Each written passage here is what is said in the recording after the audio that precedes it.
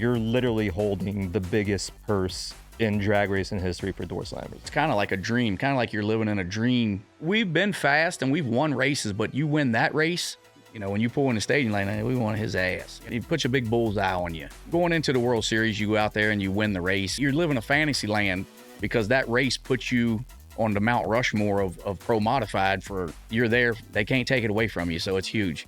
A special guest, we have Steve King, who is the winner of the 2025 World Series of Pro Mod.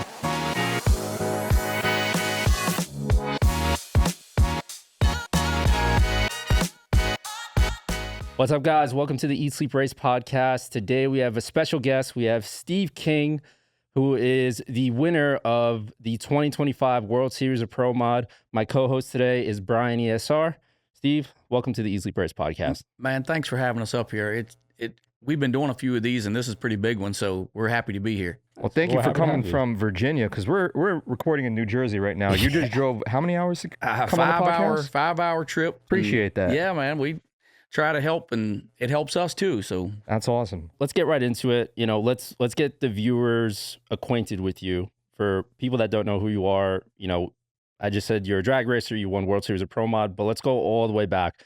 How did you get into drag racing? Well, even when I was young, even like young guy in school, no driver's license, my brother had some hot rod cars, and that grew upon me.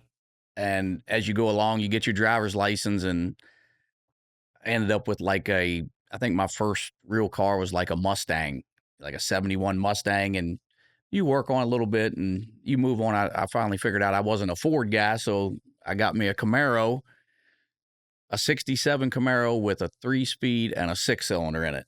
Okay. In school, right? So you start in there, and then you slowly start working on them. The need for speed, sitting in class, and this is real stuff, sitting in class with hot rod magazines, looking at that stuff in English class and getting in trouble, a little bit in trouble in school, and slowly getting into that type of thing with the Camaro. And the next thing you know, I get a big block Chevy and plug that into the program, and you just, each phase you keep getting faster. You want to go faster and more. So you along the way, being young, you learn things to do and not to do and work your way forward. So put the big block in it, a little bit of street racing. Don't like to say that, but back in the 80s, I'm a little older guy, but in the 80s, that's where we started. Right. Street racing. Is it the right thing? Probably not, but we did do it. And those cars was not fast enough. It wasn't fast enough for me, wasn't fast enough. So my father-in-law was racing at some local tracks and being there bracket racing and that type of thing.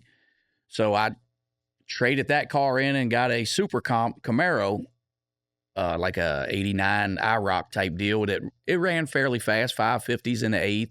At the time was fairly fast, right? And as we went along, put nitrous on it, go faster. And I didn't do very well bracket racing because I never wanted to let off the throttle. I always wanted to run it out the back, right? You don't want to whop the throttle when you're in front. You want to win as much as you can. So right. I started going to some of these NMCA and SCA races, watching them, and had a local guy who's now my crew chief, but anyway, he's a local guy, Jeff Miller, who I'd always watch on these videos with this blower car. Camaro had a big blower on it, and I'd go to these races, and these guys would, when that car started up, everybody in the stands would turn and look at them. And when they come to the starting line, those were the cars that I wanted to watch. I'm like, I got to get me one of these things. So I sold everything I had. I sold all my stuff, and I ended up with a Dodge Viper. I found this thing in the back of National Dragster. I'm like, I'm not really a Mopar guy, but this is the coolest car I've ever seen. This is going to, I was young and kind of thought, if I get this, I can go out and get all these sponsors. And, well, I realized it didn't really happen that way, but I had to fund it. Right. And very interestingly, I did my homework. I talking to all these guys, including Jeff, and he didn't even know me then, but I was talking to him, asking questions, trying to figure out what I had to do to win. And I wasn't just coming to win. I wanted to kill them. So they're like, if you buy a Brad Anderson Hemi, you're going to destroy this class. So the light went off. I'm like, I go home, I call.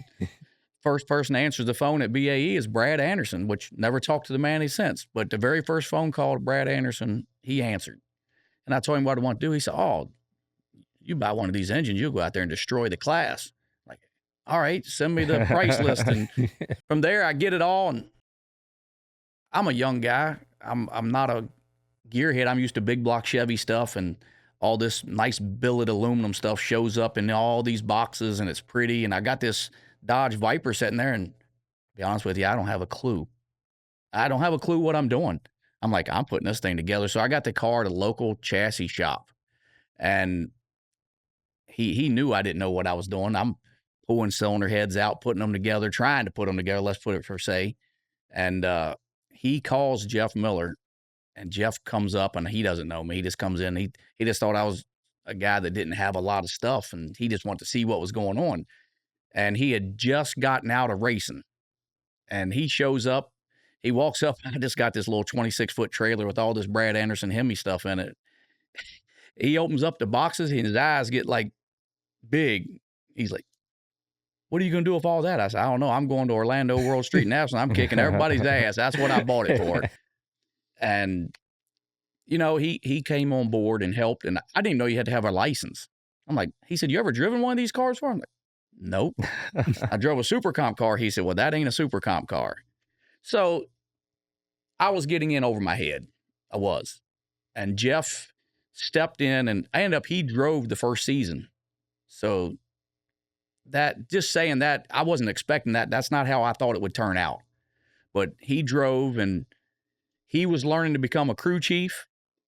And I was learning to drive along that side of things. Oh, he was driving your car. He drove my car. Oh, okay. The Viper. He drove that car, and thank goodness it actually worked out for the greatest point. I didn't think it was so great when I first did it, because I'm like, well, I want to drive. But that learning process for that first season was huge for me, to go out there. And he would race. We'd go to NMCA races, and he would race, and we'd stay over, and I'd make a lap or two, just getting some seat time. After the race event is over? Yes, correct.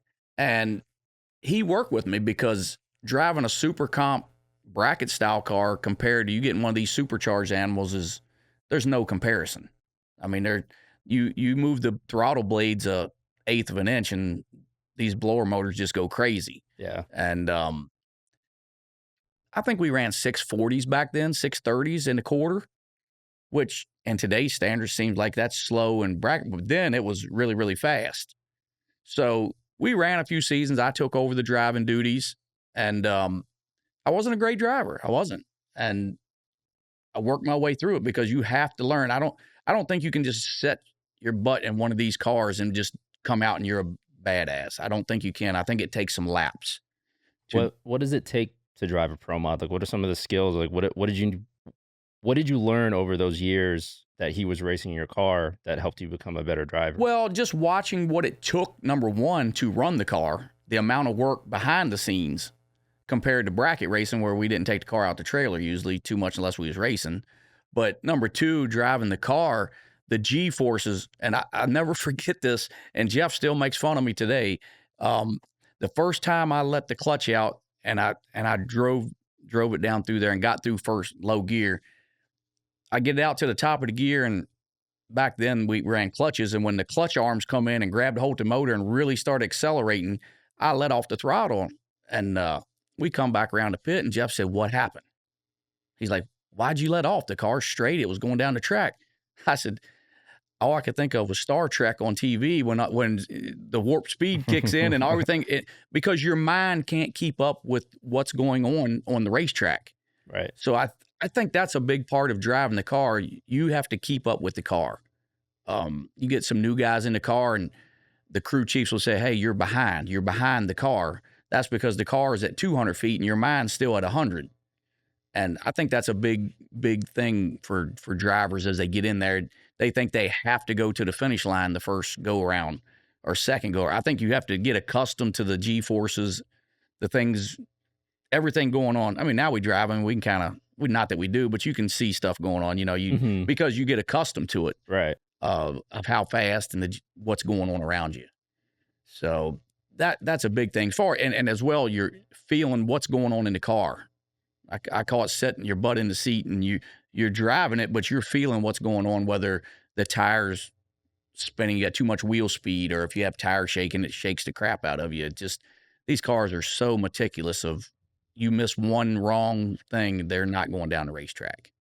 Do you think there's a way you can kind of develop or hone those skills off the track, or you think it's only seat time that'll do it? You know what I mean? Like are there things you can do to help develop your racing skills when you're not racing? I mean, reaction time, you know, we have practice trees, we set that type of stuff up, and as the car's gotten faster, that's became very important. Where before, if you had a lot of power, you didn't have to be killer on a tree. But as far as driving, I really think it's just seat time and making laps. You know, just make a hit and come back around and come back up and just getting accustomed to it. I mean, there's some young guys that have come in and done really well, but I'm sure there's been some serious testing going on behind the scenes that, you know, you don't see at the race. He rents the track and goes out there and they test for 2 or 3 days at a time, and they just lap after lap after lap and really get accustomed to what's going on in the race car. Sounds kind of costly. Very. It is. And these cars are expensive, you know. And that's one reason, you know, from the Viper days, I'll go back to that car, but once we really Jeff learned to be a crew chief, if we really knew what we was doing, we'd have been really fast early. But learning that is a learning process. Mm-hmm. As far as fuel systems and how to set the car up, and we might have the fuel system right, and then the car might not be right, or the gear ratios might not be right. So there's a lot. If you're trying to do it all yourself as a package deal, there's a lot of learning and cost that goes along with that learning. And the class kept speeding up. Every year it got faster and faster and faster, and we started seeing guys bring in Alan Johnson. So I'm like, well, these guys are bringing these guys in, so I call Randy Anderson. I bring him in, Brad Anderson's son, to help, and the class just keeps escalating. After the Viper, I'm like, well, these guys are all building new cars, and I feel like we're behind. So I called Jerry Haas and I built a new Camaro. I was doing a Viper, but we couldn't get a body, and it kind of drug on. I'm like, well, what can you build me right now? And he had just built Brad Anderson a Camaro. So I said, well, I'll take one of those. I want a new car. I want new pipe. I want to try to run. You're trying to keep up with the guys that's running up front. Right. And that's what we was trying to do. And we built the whole deal, and we did well with that car. It was a 68 Camaro, and Jerry Haas, and same thing, blower stuff, and NMCA, NSCA kept going, and that stuff just slowly just turned right into Pro Mod, even though it was called street car racing. We had some mufflers and a horn on it, but in reality, it was a Pro Mod. And you know, and that's when Gene Pilot shows up, because we can't keep up. To be honest, me and Jeff both were putting a lot of money in, and the guys just kept more, taking it to the next level. Next level, correct. And Jeff came to me and he's like, Steve, I think we're gonna have to pull the plug. I'm like, pull the plug? I don't want to hear that, you know. But I understand both sides, the financial side as well. What was it, because the finances that he was saying you might have to pull the plug, like it was getting too costly? He's like, you know, I don't want to race for second place. I don't want to race for fifth place. You know, we can run with them, but can we go out here and blow it up every run like they're doing? Yeah. Can we take we was using a lot of stuff more than we should have been, like connecting rods and stuff like that. Like, you need to change them. If you don't hurt the motor, you need to change them after so many runs. Everybody's different. Some guys are 20 runs, some guys are 30. Mm-hmm. Well, we was running them 45 runs because I didn't want to buy new connecting rods. Right. So then you start into the parts attrition, as we call it, and more money. You run the parts longer. Well, when it does break, and then it costs you more to fix it. So Jeff's like, I think I'm going to step back a little bit. I'm like, well, I don't want to quit racing. I'll sell everything I got to races. Like, I'm like a junkie trying to race. And anyway, a friend of ours who raced with us and we helped some, we told him, hey, we might be thinking about selling this thing. And along the way, he brings Gene Pilot to the racetrack, who was looking to get into racing. And he's like, and when you first talk to someone, you don't know how interested they are in getting involved or not. You just don't know. You don't know who you're talking to. Mhm. And so we came to terms, and we raced. And the first thing he asked us, I said, Gene, if you buy the car, you're buying a top 5 car. He's like, top 5? Why would I buy a top 5 car? I don't race for that. I race for number 1. I'm like, well, if you buy the car, I said, I don't like blowing smoke up your ass. I mean, I'm being honest. This is a top 5 car, but not a top 1 car or 2. And he came to us after the race. I actually red lighted. And after the race, he came to us and he said, I want to purchase the car, but I want you to write down on this notebook paper here what we need to be a top 1 car. He said, and I don't stutter. I don't say 2, a top 1 car. And I'm like, no way, this guy's out of his mind. And we wrote some stuff down, and he sent it. He said, it will be at your shop next week. Can you have it ready in a week after that for the big 25,000 to win race at Budds Creek for the Northeast? I said, yeah, if it's there, we'll have it together. Wow. And in between that we got Did John. you put a budget on it? Nope. No Blank budget. checkbook.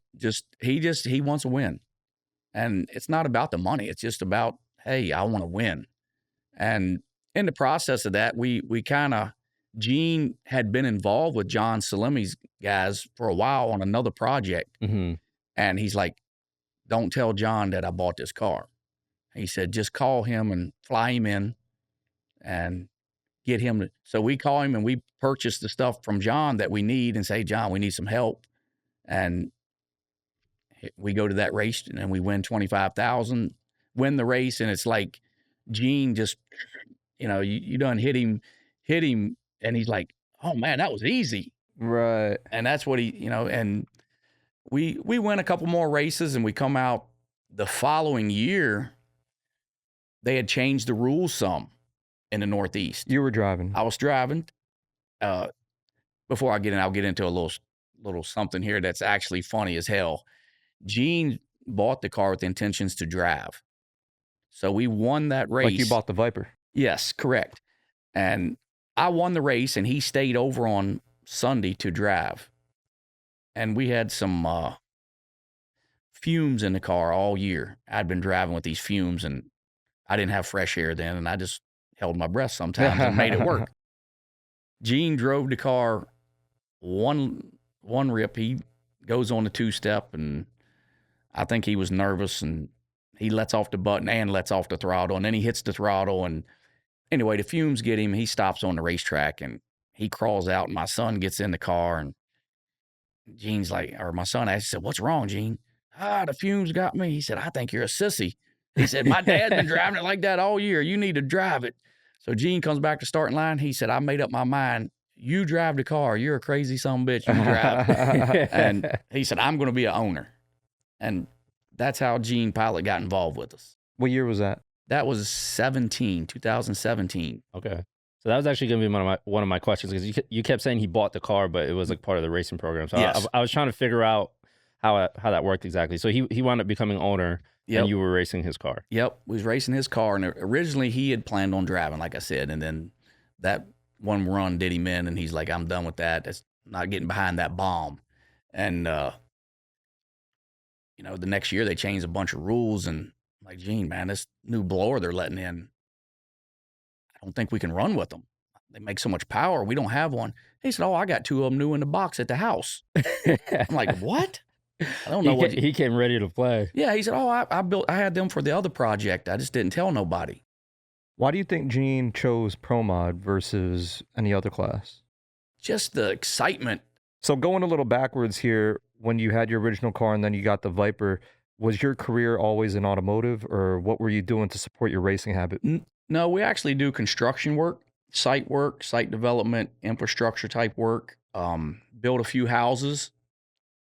At that time, I didn't. I was just doing construction work and just actually had left my father's business and went in business for myself and was trying to grow that as well. And that's what we do. That's what I noticed, majority of the trailers at World Series of Pro Mod, that the greater majority of the racers are self-funded through, mainly construction businesses. And it's actually kind of funny because a couple of our import guys, that was kind of like, man, I gotta own a construction business because look at all these guys. It really is. There's a lot of I would say almost every pro mod team out there is a self-funded for the most part. There's some stuff in the NHRA going on that may not, maybe, there's guys from other countries bringing some money in, but in PDRA, that's the big thing with pro mod. They're self-made guys that they're spending their money to get out there and enjoy this deal that we're all doing. And it's work. The pro mod thing is work, but you're not working at home on what you do every day. So Right. get you out of that. My question, based off some of the stuff you said earlier, was going to be, what does it take to build a good racing team? You said you wound up bringing in a lot of these guys. Did you like handpick them? Did they have certain skills? Like what does it take to build a good team? We raced early on with a lot of family, guys within my family, my son, Jeff's son, myself, and guys that raced with us a long time. But as the team's grown and the sport has grown, you start having to bring in guys like John Salemi. And there's some other guys out there that do this for a living. That's what they do. They live, eat, sleep drag racing. Pro modifieds, that's what they do. Where me and Jeff have to go home and run a loader or dozer, move dirt, build houses, whatever, in order to fund it. They go home, work on or they go to the racetrack and test, or they're on the engine dyno testing. So those are the guys, as the sport has grown. If you don't bring those guys in, you're always going to be behind slightly because they're making way more laps than you. They're finding more power than you can find. You can buy the package, but are you getting what they got? We don't have the time at home to do the R&D basically. So you have to bring those type of guys in and along with what Gene has done, create a business plan. Even though it's racing, it's a business plan. Hey, I need this guy involved. We need this guy. So that's really where the sport of pro mod has gone. Let's talk Drag Illustrated Winter Yes. Series. You got Snowbirds, you got U.S. Nationals, you got World Series of Pro Mod. Did you race all of the races? Yep, we did all 3 of the Winter Series with Wes and those guys, and it's the baddest cars in the world come down there for the 3 races, with the biggest one being the World Series at the end of that deal. But he took what I say is a perfect storm of guys going down there in the winter and testing. And there was always 1 or 2 races at Bradenton, and a lot of the guys would pick one or the other and not Right. do them both. And that's what we did. We'd always go down early January and give us a little time at the end of the year to try to get your program better and Mm-hmm. focus on work. Well, Pro Modified's got to the point you can't take off now. If not, you're going to be behind because everyone else is there testing or Right. running. And so Wes took that deal. Him and Victor took that winter deal and turned it into the Winter Series, and it just blew up. It's the biggest thing in drag racing right now. How much was that check? The World Series race was $150K. The first race, which is the Snowbirds, I think was $50K to win. The second race was U.S. Street Nationals, was $75,000 to win. So he puts the check out there for you, for the guys to come. But You say that nonchalantly, the 150K, but in reality, that's the biggest purse in Door Slammer drag racing history, and you want it. yep, Walk us through the moment that you realize, like, you're literally holding the biggest purse in drag racing history for Door Slammers. Like, what is that? it's totally unbelievable. It's kind of like a dream, kind of like you're living in a dream when this happens, because we knew we had a good car to go down there to the Winter Series. We ran well at all the races, just didn't get by that first round, or like the second race, I had to run Mark Mickey, who is one of the baddest cars on the planet, and he goes out there and goes 56 against my 60. So I run 3rd or 4th fastest pass of that whole session, and you're still going home. So going Right. into the World Series, you go out there and you win the race, and you're living a fantasy land because that race puts you on the Mount Rushmore of Pro Modified. You're there, they can't take it away from you. That's So it's right. huge. Did you really go to Disney World after? I actually went before. So You did the pre-celebration. yes. I heard that on the interview. We're going to Disneyland after. I was like, Yep. wait, hold on. I got to find out. Did they Yep. really Yeah, go? we went before. We went That's before. cool. So that was a big winner circle for That's sure. champion talk right there. Yes, sir. Yes, sir. And So here's a good question for you, because you mentioned at some point you had to throttle back a little bit because you don't want to spend as much money at the events because you were pushing the cars too hard. When you go racing now, is it with the sole purpose to win and whatever breaks, or do you have like a cutoff of like, we don't want to push the car too hard because we want to be able to test and get data and stuff like that? well, John Salemi and the G-Force guys and Mike Stawicki, who is our engine guy, they've given us a great package. So you can't leave anything on the table on any run from testing till the finals. It's just the way John runs the car and the other 80 cars at that race run their car. So you're on the edge every run. But do you go up there worry if it breaks? You can't worry about it breaking. You can't, because the guy beside of you don't care. Right. So, and a lot of one small piece can cost you a big fortune. I mean, one valve breaks off, something manufactured, whatever, just something small can be a big blow up. But no, you can't go up there thinking you're worried about if it's going to blow up. I mean, even Gene's huge. I mean, I've heard him go to John a couple of times. If it ain't running good enough, you need to blow it up, blow it up. But I mean, John's not like, he's like, I don't need to blow it up. I just got to get my shit together and make the car perform the way it needs to perform. What's some of the maintenance that you have to do like in between runs on like on an average race weekend? Every run, when it comes back, the car is going over from front to rear. If nothing is broke on the car, to make sure there's nothing coming loose, broke. The valve covers come off mandatory every run to go through the valve train to make sure, because that's a very big portion. If something there is coming loose or something, it's going to be catastrophic. Right. Transmission is cooled every run to get the heat out of it. And underneath, like I say, we check 4-link bars, brake lines. We have a ritual the guys go through in the pit, and there's usually something else that is broke. I mean, if we burn a piston, it happens. Not as much. I mean, John's got a very good combination right now, but it does happen. Mm-hmm. And cylinder heads off, oil pan off.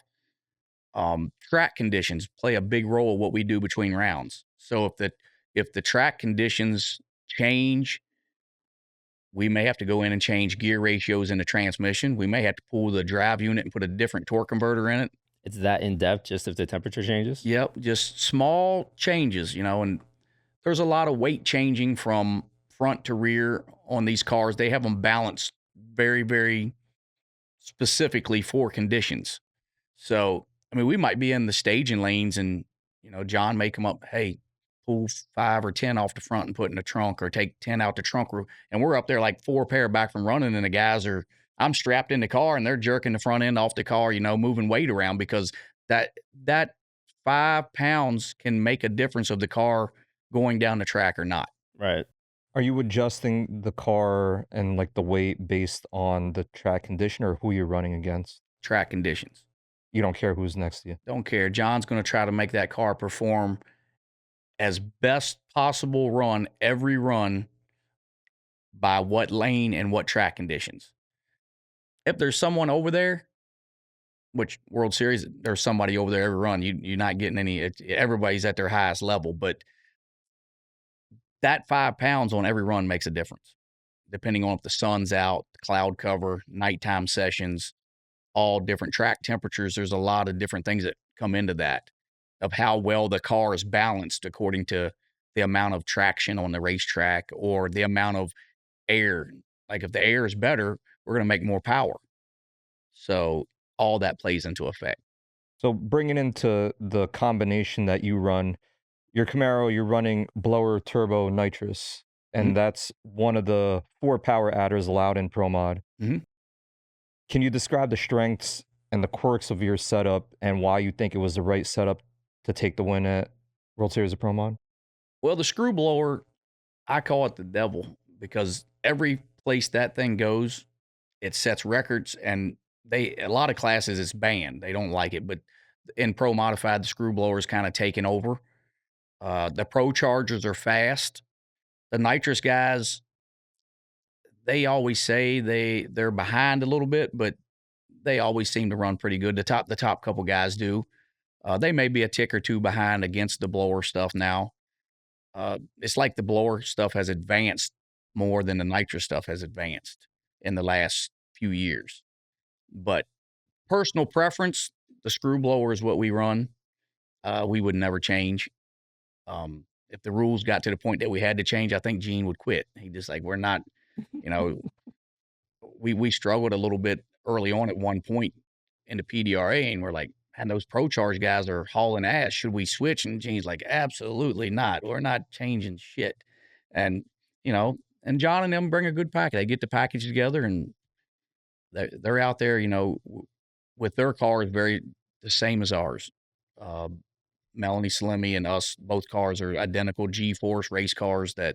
So it gives John a world of information. When they make a pass, he can take their information and use it on what we're doing because both chassis are identical. Everything's supposed to be the same, but there's always some small differences. But for the most part, it gives him two cars to get information off of. Yeah, we've heard that from other racers before about having matching setups, and the tuner will be on site and be like, okay, like we'll check out the data from your car and then apply it to the next person that's going up. Correct. And that's what it takes. Like John Slimmy and them, their combo is the screw blower, so that's what we run. There's other guys out there that have Pro Chargers, and there might be a bunch of those, and they all do the same thing. Do you think you guys winning with the screw blower combination has or will influence other teams to reconsider their setups? No, I think a lot of the cars, if you look at the World Series of qualifying, everyone's within 500s, no matter what combination you have. So you really I don't think anyone really needs to change. That's just their preference of what they do. I don't think the Pro Charger has quite as much maintenance on the engine as we do.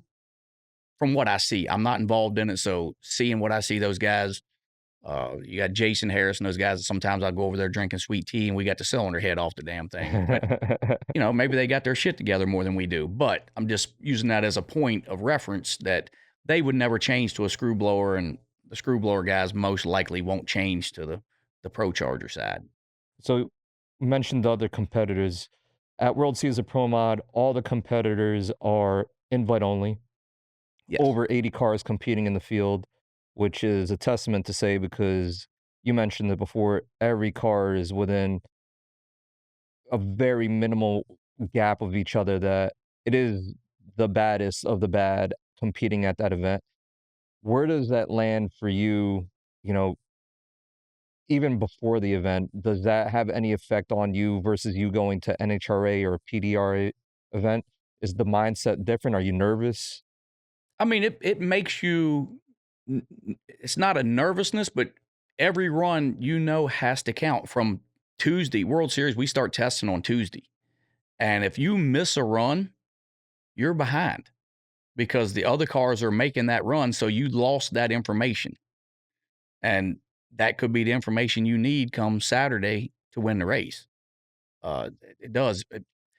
If you can make good runs on Tuesday and John will keep rolling that info in and just keep picking away at it, trying to pick it up a little bit more, pick it according to the conditions. And that's huge. It's huge. A lot of guys, some guys get there and they may have their stuff really together and they may not test till Thursday, but I really think that's a disadvantage because you got 83 guys there of the baddest guys in the entire world, and they're all making laps, and that's huge. So you cannot even back it down just a little bit. You got to, if you go up there and if you think the track will hold a 59, you better try to run a 59. If you go up there and the track will hold a 65, you got to try to run a 65. And it's really due to track conditions. Have you ever had any close calls where it was like in between runs? Like, let's say you broke something and the crew was like, we got 2 minutes left to get this done. Have you ever had any close calls like that? A lot. Like after second round of the World Series race, John comes over and says, I thought everything was fine. He comes over and looks at the data and he said, we've been running this engine since Tuesday. Get it out, put the other one in. And I'm like, really? And the guys jump in, and all the G-Force guys come over as well, and I had to go to the chip draw. Matter of fact, I almost missed the chip draw. I had oil on my hands because I'm jerking stuff off too. I mean, I drive, but I don't get to just stand back and watch. So I'm helping, and me and Jess jump on the daggone cart and haul ass up there, and I reach in with oily hand and grab my chip, and who do we got? Eric Anders, and like, okay, I got to go. See y'all. And we go back, and I get back, and the G-Force guys and my guys, the new engine's already in it. They're like, get in, we're getting ready to start it up. Wow. Yeah, so wasting no time. Yeah, 35 minutes. Those guys really, really worked hard. So yeah, it's a common thing, and not just our team. A lot of the pro mod guys have to do that. Right. The very next run, we beat Erica, and the very next run, same thing, burn a piston on a brand new engine, trying to make it run, and just it happens. It's part of the gig. And once again, we run to the chip draw, come back. They've got the cylinder head off and jam a piston down in it, and it's ready to go back. And even in the finals, Stevie had to have a little bit of time, So it's very common practice to be thrashing. Mm-hmm. Would you agree that the chip draw ladder on race day was chaos? It makes the race way more interesting, in my opinion. You can win, like we won from the 30th position. So we didn't have to run the number 3 qualifier. You could run the number 32 qualifier just by reaching in the bag. Right. But all 32 cars are fast, so I don't know if it's an advantage or not, but you don't know who you have the next round every time. So you go up there, and it really brings a lot of eyes onto that deal each round, who you got, and I think that deal really, really makes that race interesting. In that manner of, not finding out who you're going up against up until you draw your chip, what effect does it have on you when you find out who you're racing against? Like when you see, like, I just drew up Erica Enders. Does it matter to you? Does it phase you? Well, I mean, at that race, everyone's a world champ and everyone's a badass. So who am I going to get? But then like that time when I pulled Erica out, I'm like, we all know she's a certified badass, period. Right. I mean, she does what she does, and you're like, well, I better go back here and get a Mountain Dew, and because I'm going to have to get up on the wheel here, and that's what you do. I mean, all the guys are good, but when no changes to the car, just a change in the mindset, right? And Mountain Dew in the system. It does. You have to have a mindset of who's over there. But that World Series race, it's forced me to sit at home and practice, because I've got to get better. I've relied on power we've had a lot of power, and I didn't. With Jeff, I always told him, even with Gene, I'm like, I'll be there when I need to be there. But now everyone's fast. Like I could get away with not being so good the first round or second round, but the car would bail me out. But then come the semis or the final, I'd step up and be 10 on the tree or whatever. Right. Well, you can't have that mindset anymore. You can't. So the last 2 or 3 years, it's really forced you as a driver to buckle down, and you need to try to be 20 or better on the tree, because the rest of the field is going to be. And that's what it's coming to. So you're very lucky because you have pure confidence in the car and the mechanics behind it, that your job now is just confidently cutting the tree. I have to be on the tree. I mean, they're on me. Even the first PDRA race, Jeff's on me, man. Make sure that glove, we're trying to do some stuff with the glove so I can get a better feel for the button, and just trying to have a better average reaction time. Not have the mentality to roll up there and say, well, I'll be good when I need to be good, because that's no good no more. So even in testing, I'm trying to saw the tree down and get that part dialed in, because right now the car is absolutely killer. I mean, that G-Force car is just right down the middle every run. It's so easy to drive compared to some of the other cars we've had. I don't know what John Nim's done to it, but it's just like driving a Cadillac down through there. It's just smooth as silk right in the middle of the racetrack.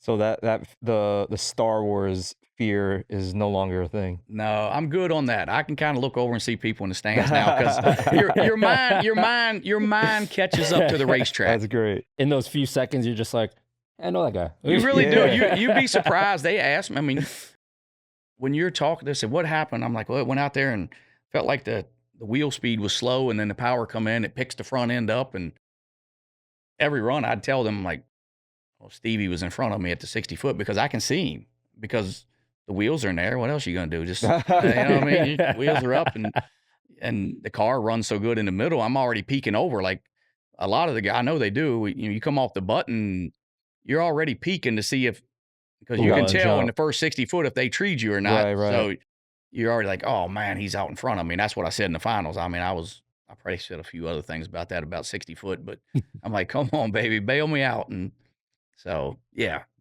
you just get comfortable, I call it, in the seat. Do you have to be mechanically inclined to race in general, but more specifically pro mod? You think you need to be mechanically inclined to know what the car is doing? Because you mentioned earlier, you can feel the car, you can feel what changes need to be made, you specifically, but do you think every racer needs to know that? They should. The more feedback the driver can give the crew chief, although he's going to go in and pull it up on the data recorder, and he's going to confirm what you're saying or come out and say, hey, man, it wasn't too slow, it was too fast. Or he might tell you something like that because that's happened. The data may say different than what my butt says. But there is some guys, whether they're mechanic inclined, some guys just drive. They don't touch the car. I mean, there's certain a couple, but for the most part, these guys are all hands-on. Almost, I think 95% of the pro mod field is hands-on with the car. And I think that does help too, as far as driving and giving feedback to the crew chief.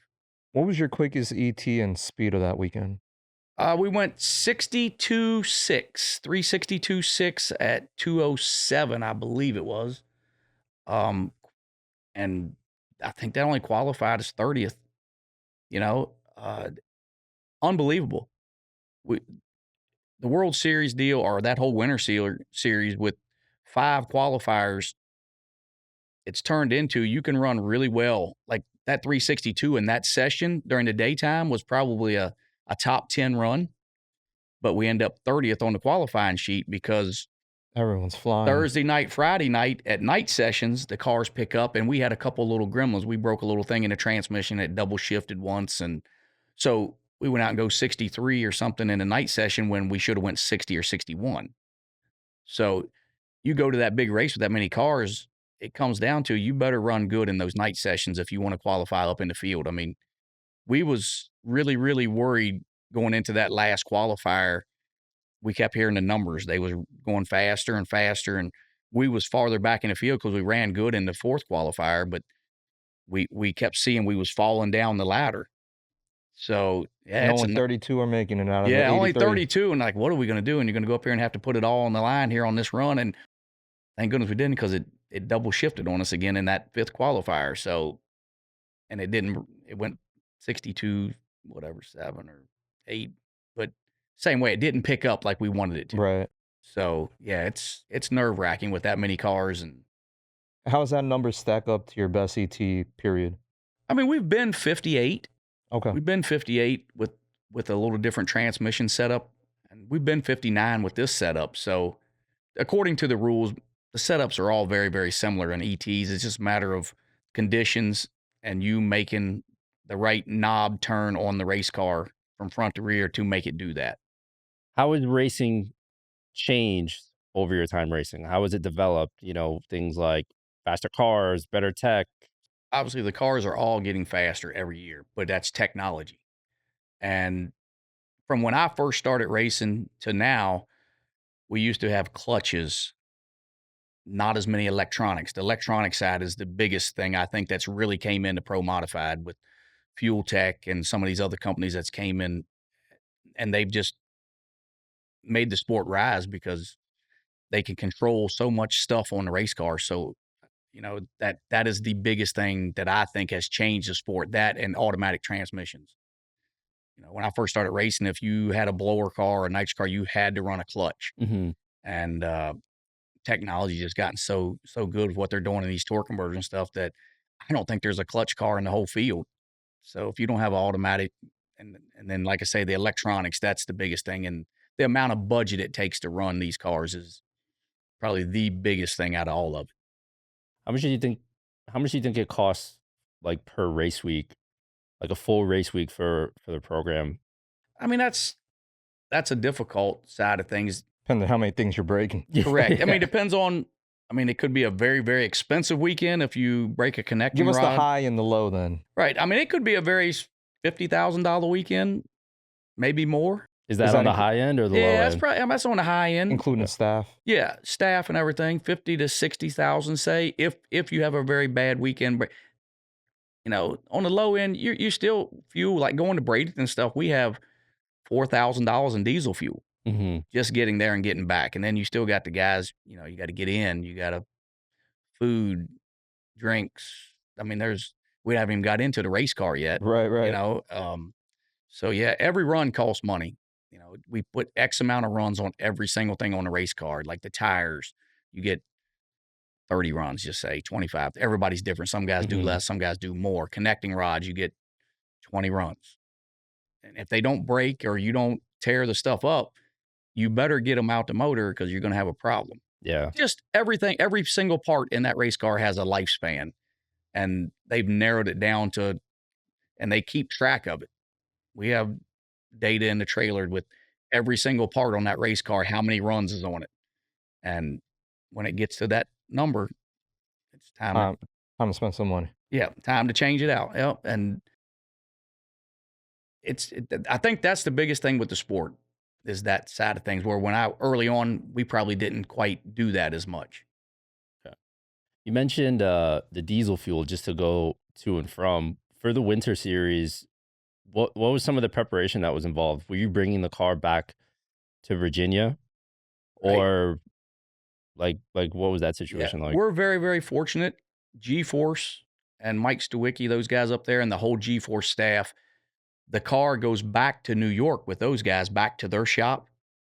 So they have the engine shop right there. They have the chassis shop. They have everything there. So our deal with those guys is it goes back to them. The car gets completely gone over front to rear in between races.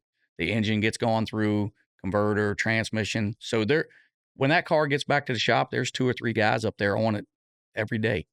So like the winter series after Snowbirds, it went right back. Went right back Oh, every wow. race. So Wow. we take the truck, and I have a truck, and Gene has a truck and trailer, and we have a motorhome. So because all of our guys stay in the motorhome, and the tractor and trailer carries parts, engines, toolboxes, scooters, all that type of stuff. So we drive that, we set up, and John and them guys, when they get there, we roll our car out and roll it in our pit, and then we take care of it for the whole weekend. At the end of the weekend, whatever, if the car is in good shape, it goes back in their trailer along with whatever maintenance items need to go, whether it's rear ends or transmissions or, whatever we've changed out through that race. We just goes right back in their trailer, and it makes it easier on us because we come home and go to work. Right. Right. That's what they do for a living. But then a lot of things people don't see, that they think, oh, well, hell, you don't have to do anything when you get home then. You don't have to do anything. Well, yeah, but if the generator's on the trailer, the generator's on the motorhomes, there's always something wrong with the motorhome. They're a rolling problem, whether you have Right. new ones or not. This last race, the generator took a dump. So I got the generator drug out, trying to get it fixed before the next race. And it's not just the generator on the motorhome. You got the generator, like I say, on the trailer. You could have flat tire. There's a magnitude of things that go behind the scenes of getting food prepped, drinks, coolers. Hey, get that stuff out. I mean, we've had them call us, hey, we want to change some stuff in the transmission. So I got to go out and get in the trailer and unload a bunch of stuff and dig out what we need, and I'll ship it up to those guys. And so there's a lot of stuff goes on behind the scenes that the average person think you just come home and park the rig, and the next race you jump in and down the road you go. It's not really like that. Right. So that was actually a false assumption then, because being that the winter series events were, only weeks apart, the general assumption was that cars come down for or Snowbirds and will leave the car there until World Series of Pro Mod. Yeah. Did majority everyone go back and come back? Pretty much everyone will take their stuff back because the Pro Mod cars require so much maintenance. The engine, it's no longer like when I used to race early on. We wouldn't, if the motor was fine, we didn't really do that much. We'd pull the clutch out and surface it and check some stuff. we might put a valve spring or something on, but now it has to come apart because they are running these cars so hard. Every single thing in that engine has to be checked. Everything in that torque converter has to be checked. And that's what those guys do, and they do it for a living, and they're always on to something, something, the wheel's always turning up there, right? Yeah. And they might have something new in their head, and You got to bring it back to the shop to Yep. get it done. yep. So we're only not even halfway into the 2025 season. What are you looking forward to the rest of the year? Well, we're trying to carry the momentum from the World Series race. Started at a very high. Very high. It's, you win that race and you're up here. I mean, Right. we've been fast and we've won races, but you win that race, it just puts you up there. And everyone's then like, when you pull in the staging lane, "Hey, we want his ass." Yeah. And it does. It makes them it puts a big bullseye on you. And so we go to the first PDRA race, and we did make it to the semis. We was hoping to win, but we made the semis, and our teammate Melanie took us out in the semis. But we had a good showing, so that felt good for me. I didn't want people to think, hey, they went down there and got lucky and won this World Series race, and Right. they didn't do nothing at the next race. So we're hoping to win some races in PDRA and try to win the championship in PDRA. That's Gene's goal. So that's the next goal for the year. Yes, try to win that championship and, solidify that win at World Series to show that it wasn't a fluke. Back it up. Yep, correct. You think Drag Illustrated needs to host more race events? That's a good question. That'd be good if they do, but the market, there's so many places to race, right? Right now, he has that winter market. I think it's I said it before, a perfect storm. Wintertime, all the other series stuff is done. So all the guys that run, whether you run in Australia, Midwest, California, everyone's going to come to Florida because the weather's good. Wintertime, nobody wants to be home in the winter. And Wes and Victor, it's just an absolute perfect storm. So whether he does or not, I don't know. I mean, the big money payout, some of the guys are trying to do that even in some other races, but I don't think they'll draw the cars. I mean, they'll draw some, but are they going to draw 83? I don't think so. You think it's tough to beat the way it is? Like, you think it's perfect right now? I think it's the perfect storm. Absolutely. Now, does he do stuff elsewhere? I mean, there's been some stuff on the internet where he's talking about doing some stuff overseas. I don't know, but I know those guys are very big. The Australian guys are huge on it, wanting to. Would that be something if he did do Australia? Would you guys put the car on the trailer and try to get it over there? I don't think we would take the car because it takes so long to get there. Mm-hmm. Would I like to go? Yeah, hell yeah. I'd love to do it, and Wes's deals, it would be big over there. I don't know how many cars are in Australia, 20 or 30 probably that could run it. They'd probably do a 16-car field, be my guess, but maybe they do 32. Maybe they get more than I know what's down there, but that's been on my bucket list. I'd like to go down there and drive. The old Camaro is actually in Australia right now. Oh, wow. Yeah, There you go. they run it down there, and heck, maybe I can make a call. Can I get in the seat? Yeah. I was gonna say maybe you guys can build another car over there, so Right. that way you don't have to ship it. Got That an would be- identical one over there. Yeah, that would be great. That would be great. But the cars are so far out. I mean, they're 2 years out on cars right now. It's Oh, it's really? crazy. Yeah, if you order a new car right now, it's like 2 years for most chassis guys. Oh, wow. But who knows, Mo? The big thing right now in Pro Modified, you can rent cars. There's Yeah, guys we've out. heard of that too. Yeah, there's some rent. Like, you want to race this weekend? Pay the bill. Right. And, you just fly in and drive. You don't even have to touch it. But I think that's where the sport has evolved to. Some guys don't work on the car or don't want to work on the car. They want to come and be involved in this, what I consider the biggest class in drag racing right now. And that's what they're doing. There's some of that going on. So, yeah, if I had the opportunity, I'd love to go over there and drive one. So you mentioned the biggest class in drag racing, Pro Mod clearly exploding. NHRA has 12 stops. PDRA's Pro Boost is stacked. You have Randy Couture from the UFC coming in. What's your pitch to outsiders of why this class is the best show in drag racing right now? They're just so exciting. These cars are so violent.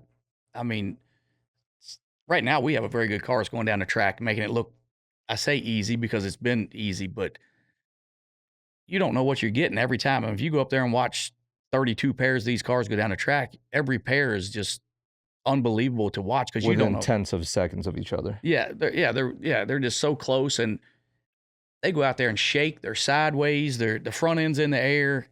It's great for the spectators. It really is. These cars are the show to watch, and I think I don't know how anyone could not like watching Pro Modified. And this is kind of like an open call to anyone who's got the checkbook for it, because you said you could rent the Pro Mod and jump in and just be part of the race if you wanted to. Well, if you get the invite, that is. Right, you have to get that invite, correct. So it is a possibility for outsiders who are like, I want a little bit better than what I'm racing right now. You're saying Pro Mod is what you need to try. Yeah, and I'm sure there's some guys out there that probably are in the process of doing some of that with this class exploding, especially the Winter Series and the World Series race in particular. There's so many of these guys, big name guys now, that's wanting to get involved in that. Right. And some of these teams have multiple cars, multiple, tractor and trailers. So Might as well use them. the equipment's there, Right. and they just need, jump in, and the water's fine. Come on in. Come and try the water on this Yeah, side. come and get some. I actually, because you said that, it is a perfect storm. It is the off season. It's kind of like if you got that itch, this is the right class to do it for, because the 3 events back to back during a time when people are usually have the what do they call that when you get seasonal depression, Yes. right? It's like, all right, well, here's a good way to kick it. Yep. The warm weather out, southern Florida, the warm weather, the weather's usually good, although the one race was really, really cold and rainy, but you're gonna have that. Usually cold, usually warm weather, and 4,000 horsepower. Yes, yes. And it is. The guys come down there, and because of that, it goes back to the warm weather, great racetrack, and West just promotes that race, so big that, I mean, it's even hard for me to say worldwide, because that's where I come from. That's big. I'm used to East Coast, but when you say worldwide, and that's what he's done. I mean, you got guys coming from overseas running, Yeah. and all. It's just amazing. And how many years is the event into right now? I think this is the 8th year.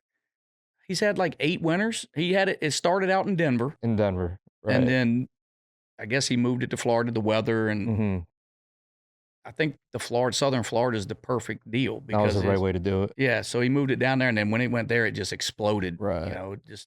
And it's not all about the purse. It really isn't. It's the competition. Every one of these guys, 83 guys there. Okay, 150 to win. Don't get me wrong, it's a lot of money. But are they really there for the 150,000? They're there to try to beat the 83 guys that they know is the baddest cars in the world. I like how you said that people aren't going there primarily just for the purse. I think Wes has successfully created the right atmosphere for it as well, moving it from Bandamere down to Bradenton at that time of the year. People are usually depressed at that time of the year. Now you're bringing them, getting everybody's blood pumping from being in the stands to being behind the wheel. And you have the right weather at that time of the year to be grilling at midnight and be in the stands at 7 a.m. Yep. It's, everything is working for that event, and the reason why it's going to continue to grow. And if anything, going to get more racers wishing to be on that invite list. Yep. I'm sure Wes's phone rings off the hook that time of year. Right. I'm sure he's getting a lot of text messages and stuff for everybody, because even the first year we got invited, we was one of the last ones to get invited. Oh, really? Not this year, but the year before. And some of it was because we didn't do a lot of social media. We didn't do, we ran well, and we ran a lot of like Northeast Pro Mod and stuff, but I say you didn't get the amount of attention, right? I felt like we flew underneath the radar. So we was kind of, not that we wasn't good enough to be there, but you didn't create that. As Wes says it, you don't toot your own horn, ain't nobody going to toot your horn. That's a actually very good topic to bring up right now, because you may have a fast car, you may be a great driver, but you're missing the other cards in the hand right now. You have to have a social media presence. You may need to be a better personality than you are a driver to be added to the 80 people who already get called. And it's kind of funny, before we sat down, I got text saying, Steve's actually new to this, but he's been doing a great job at it for the past year or two now. And from this conversation right here, it seems like you're used to being in front of this camera. I'm trying. Might be doing a little bit better than me and Nick are. I got a pep talk coming in, so I'm good. But I never did social media. I mean, I'm 53 years old. It wasn't a thing. Yeah, do I look at Facebook some? Yeah, but when we was racing, that I did not throw it out there. You were more of a scroller than a content creator. Correct. Which is what the majority of people are. Yep. And you know, we raced. Me and Jeff. I mean, I've been together with Jeff for 25 years, and we race. He's not into the tooting your horn and all that. And Gene's very, very similar. But Jess at ET Edits, she's Gene's daughter, but she came involved. And one of the races like 2 years ago, year and a half ago, she's with her phone like, "Oh, do a little interview." So can we credit her for the reason why you guys got invited to World Series of Pro Mod? Because without her, without the social media, Wes would have been like, no. Yeah, it did help. It really did help. And actually, Gene took that to another level, and he hasn't done it in a while, but he started creating where the car did a little talking, like the bumper would move, and like he had an app or something. Oh, like animating and it. Gene likes talking some shit and he likes getting the pot stirred up, and he let the car do it. I like but it. then we let went your through, car do the talking. Yeah, and we went through a spell there where we wasn't doing very well with the one car. Not blaming the car, but we just didn't do well. We didn't win a lot of races with it. And so Gene stopped it. He's like, we can't keep talking if we're not backing it up. Right. You kind of look like the bully at school that bullies everyone, but you keep getting beat up. That's right. So once we got this other car really running well, and we've did some, Gene kind of give us a little crap on a couple of them, but I never realized how much social media propels you. 100%. I just never knew. She does it. We did a couple videos, and obviously with my accent, I'm from the country, you know, I'm out, but people like that. They really do. They want to connect. Yeah, it's really weird. I never knew. I never knew it would grow. She's grew our deal so big that it's unbelievable. Just one smack talk video we did for Jason Harris on a little handicap scooter, and it blew up so big. PDRA's come to us, man, y'all need to do more of that. Y'all, you know, they're pushing the envelope, because just like the World Series, if you're not on social media, every person that see me on social media may come there and watch that race. And I think that helps the sport, because that might be the next drag racer there. That may be the next pro modified driver. From a promoter's standpoint, you know, I have to wholeheartedly agree with that, because there's so much that a media outlet could do, that Drag Illustrated could do, and there's so much that the main promoter could do, like World Series of Pro Mod. Treating those as two different outlets, World Series its own outlet, Drag Illustrated as its own outlet. The way that the event grows and everyone grows is if the racers continue to push as personalities, your fan bases grow. Meaning, the more your fan bases grow, the more merch you could potentially sell. Your fans will potentially want to see you in person. Might as well go to the biggest event in the history of racing to see you at. And again, meet other personalities as well. Like, oh, I didn't know who these 80 other guys were, because a lot of them didn't have social media before. But if we get more people like Jess who are able to evolve other people's race programs, like you said, I'm 53 years old. I'm not interested in learning the technology behind it. But if I get this 20-something-year-old who's willing to do it, and I just have to be in front of the camera, then let's get it done. Yep. So notice to all other racers who have programs out there who are, you know, of a certain age that they don't want to learn the technology, you don't have to. Hire somebody who does know this, like the whole gang behind our cameras right now, because this new generation loves the technology and can help you evolve your program and take you to this new generation. Because how cool is it when people come up to you and we're like, Steve, I saw that post on social media. And then initially you're like, damn, I was nervous as hell making that. Yep. But knowing that that video got 100,000 views or whatever it may be, like, yeah, people are going to recognize you, and especially when you're at the track, "Can I take a picture with you?" You know? "Can I buy your T-shirt? Can I get your autograph?" And we need, honestly, every single racer out there that claims to do this as professionally to make that investment into this generation of content creators who know how to do this, and you just have to talk. Yep. And if you are nervous about talking, Steve will be a testament to say, "So were you." Yes. And now you're getting as good as you are in front of the camera as you are a driver. I've gotten better at this for sure. There you go. And she gives me hell all the time, and she gives me pointers too. So she helps some too. Just like you practice for the tree. Yep, You gotta you do. all these little short reels and clips that you do are just making you But better. I think it brings spectators. 100%. You know, I think it brings the spectators.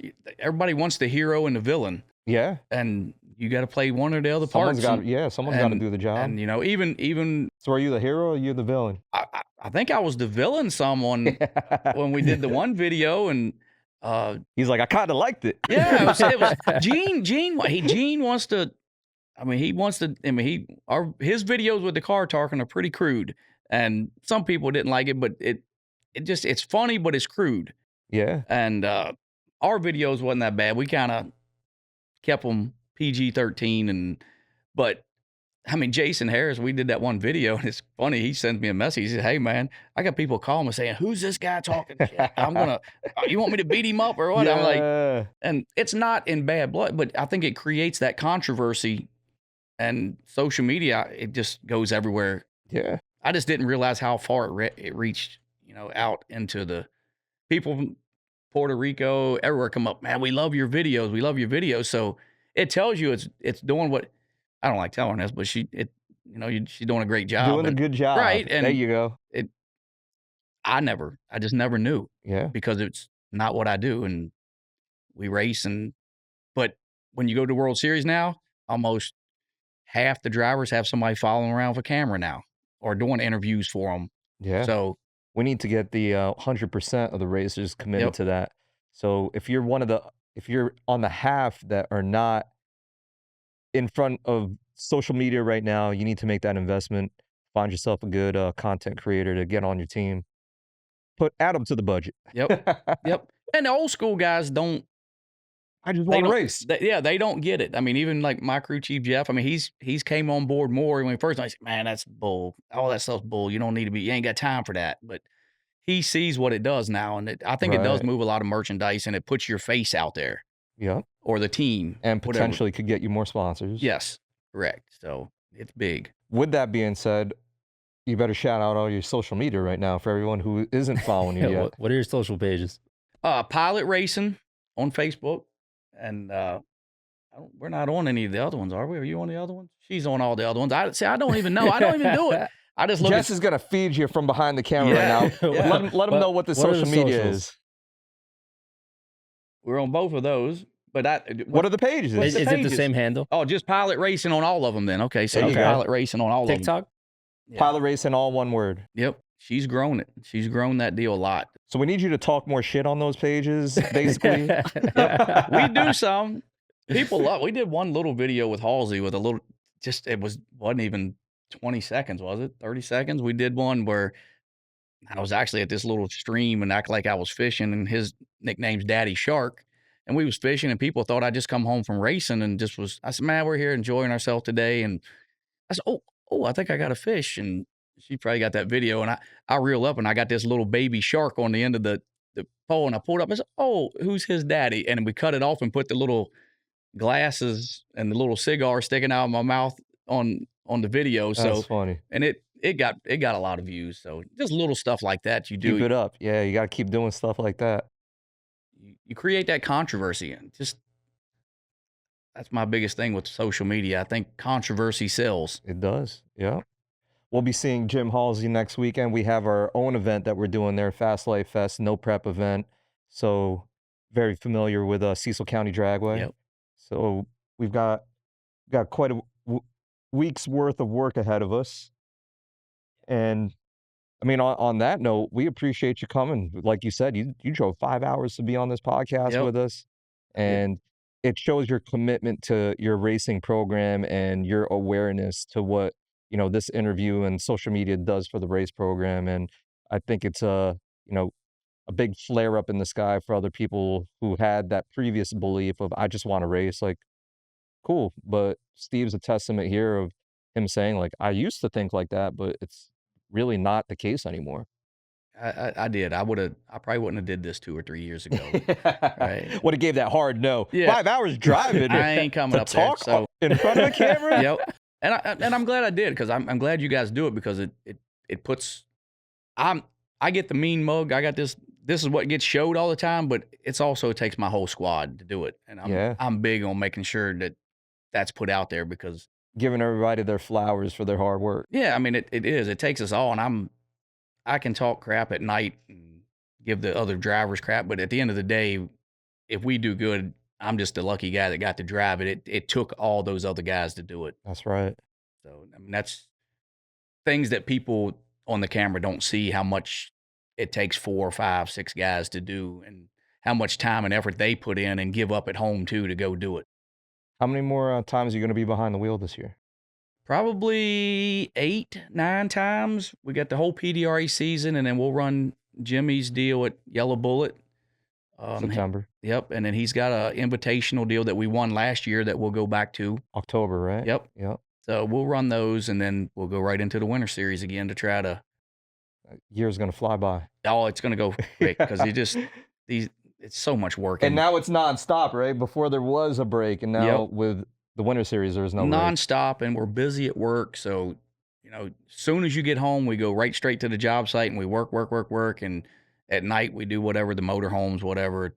Thank goodness the race cars, John and them's taking care of that thing up there. And that took a big burden off of me and Jeff both, because there was a lot of time in the last 20 years that I spent away from home working on a race car. Like, a lot, that I lost a lot of family trips and events that people don't see, that they don't know. Sacrifice. Yeah. I mean, I drove an hour one way every night, 6 nights a week, to Jeff's house to work on my Viper wow. and Camaro, and drove an hour home every night after Ooh. work. I mean, I did that for a long time. Wow. But I had a sickness. I don't know how to explain it. I got a sickness with no rehab. There's no rehab for this itch. Yes. Got this itch that don't scratch itself. It don't. There's just no rehab for what these pro mods are. Insane. They really are. I love it, man. Addicted to the horsepower. That's what we're all about here. Appreciate everybody for watching Eat, Sleep, Race podcast. Make sure you guys follow Steve King. And we're looking forward to staying tuned to Pilot Racing's pages, seeing how your year goes. Hopefully you do set that goal this year, or you do achieve that goal of winning that PDRA championship and running it back again next year at Winter Series. That's what we're hoping, man. We got a good crew. Those guys they're badass. So we have a chance. I just got to go out there and drive the car. That's right. And of course, we got to give a special shout out to Wes Buck, owner of Drag Illustrated and the Winter Series, for giving us the platform to meet Steve and the crew, to be able to have him as a guest today. We greatly appreciate being here too. Awesome, man. We appreciate it. Till next time, guys.